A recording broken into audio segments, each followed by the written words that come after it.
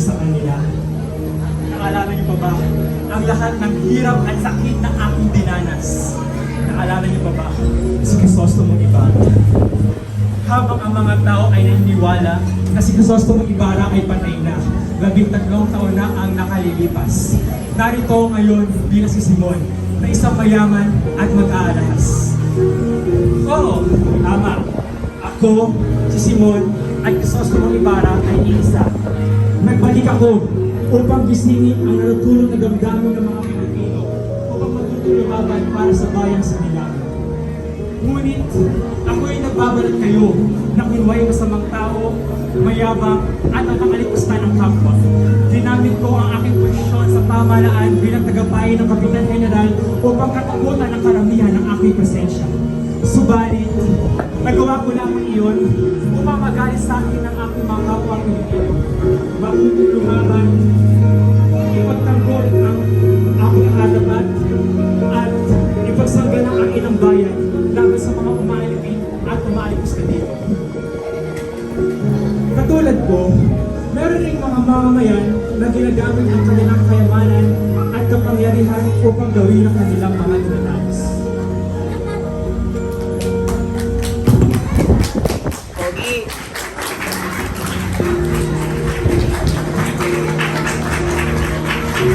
Ang nagtutulog ng mundo, yung mga bagay na gusto. Bakit nga ba? Sa kabila ng liwanag ng araw, tila patuloy pa rin bumabalot ang dilim sa ating lipunan. Ako, si Sagani, nag-aaral ng medisina at tagasulot ng kaalaman. Ngunit sa aking puso, mas hindi nagliliyab ang pag-asa para sa pagbabago ng ating bayan. Hindi ko matanggap na ang katiwalian ay patuloy na umiiral sa ating bayan. Na ang kapwa ko Pilipino ay nagdurusa sa kahirapan at kawalang katarungan. Hindi nyo ba nakikita? Hindi pa ba kayo nagigising sa katotohanan na tayong mga Pilipino ay nagmumukhang mga mangmang at mga stupido sapagkat tayo nagiging alipin ng sarili nating bayan? Nais ko ang pagbabago. Nais ko ang katarungan. Nais ko ang liwanag na babalot sa bawat sulok ng ating bansa. At paano? Paano ko maisasabuhay ang mga ideya ko sa isang sistema puno ng korupsyon at katiwalian? At tila sa isang sistema puno ng pamilya. Hindi ako mawala ng pag-asa. Sa bawat tukbang na aking gagawin, sa bawat silitang aking pagsisigawan, alam kong may pag-asa. May pag-asang makamit natin ang katarungan na dapat sa atin. Dahil sa bawat isagani, may mga pusong naniniwala sa kinabukasan ng ating bayan. At sa pagsasama ng mga tulad ko, alam ko, mababago natin ang buhay. Kaya ikaw, Pilipino, nais na bang ipaglaban ng mayong minamahal mo? Uy! Bastot! Bastot! Pogi, kuya! Ready, Pogi! Ready, Pogi! Ang hangarin ko lamang ay gamutin ang sakit ng aking mga kababayan. Ako, si Basilio. Sa aking pagkabata, ako ay naging sakristan at naglingkod sa loob ng simbahan. Pero sa kabila nito, naging biktima ako ng pangapi at pang-aabuso ng isang padre at maling pagbibintang na kami nagnakaw. Kahit kami mahirap, hindi namin yun magagawa. Namatay ang aking kapatid na si Crispin nang hindi ko man lamang siya natutulungan. Ako ngayon, isang estudyante. Tugsong medisina sa paaralan ng San Juan de Letras sa tulong ni Kapitan Tiago. Nagsusumikap ako sa aking pag-aaral upang mapatunayan at makita ng edukasyon ang mabisang gamot laban sa mga pang-abusong lipunan. Hindi ako nagpadali sa pagmamaliit ng iba dahil lamang sa aking simpleng buhay. Sa mga libro ko, hinugo ang aking kalakasan dahil alam ko at alam niyo rin ng edukasyon ang susi sa pagbabago ng ating lipunan. Binuhos ko ang lahat ng aking mga kaya upang makapasa sa aking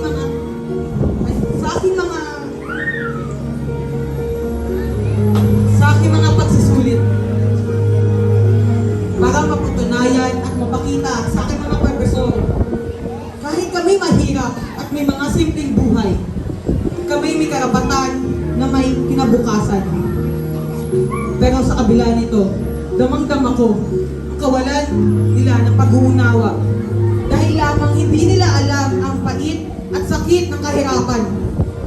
Ito ang mga naging rason sa akin upang patuloy na tumayo at lumaban. Sa kabila nito, handa ako lumaban upang baguhin ang aking lipunan.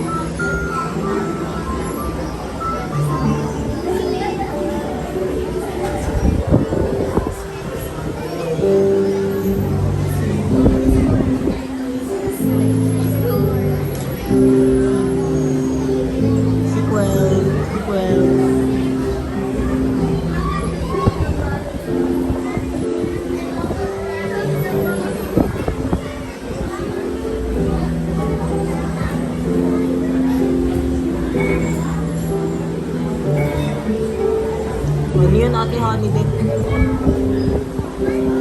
What's that? Mahal kong Maria Clara, kumusta ka na aking mahal?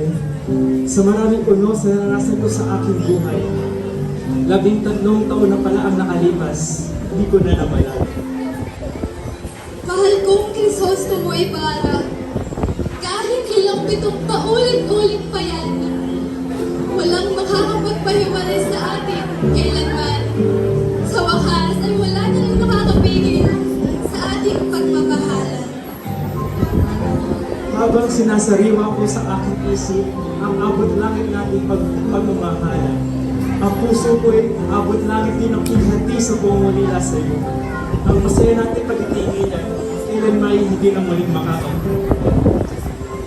Mahal kong Crisostomo, paano kung nais kitang yakapin ng walang hanggan? Sariwa pa sa aking alaala ang mga katagang binitawan mo bago ka lumisan.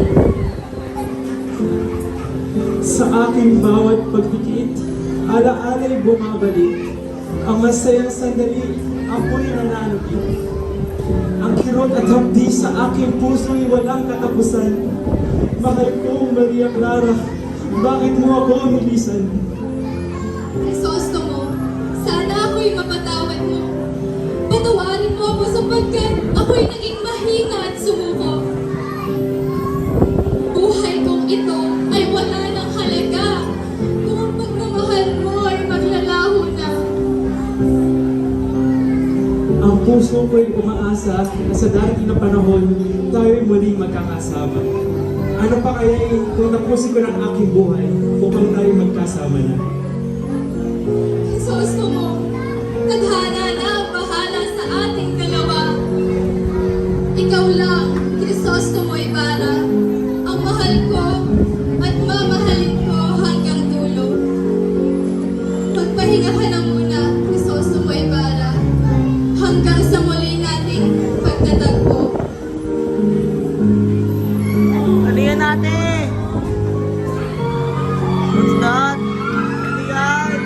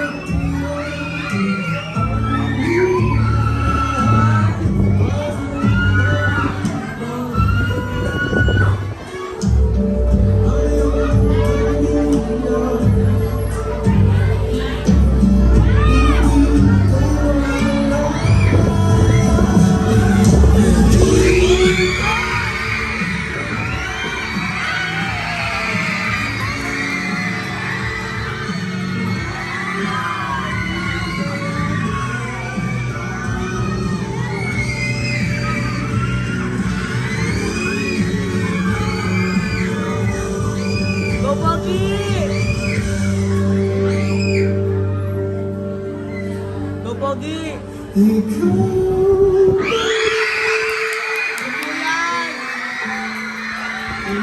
kayo! Kuya Robby! Yan! Yan! Bawal yan! Lakban! Bawal yan! Bawal yan! Bawal yan, kuya! Lakban! Bawal yan! Bawal yan, kuya! Nakagtasigaw kapag dito keme ah. Maria Clara, mahal ko. Mahal mo! Nasaan ka? Paano Gusto mo, kuya?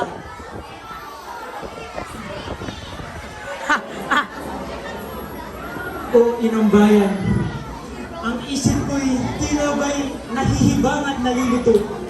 Mga pangarap ko sa bayan, unti-unti naglalaho.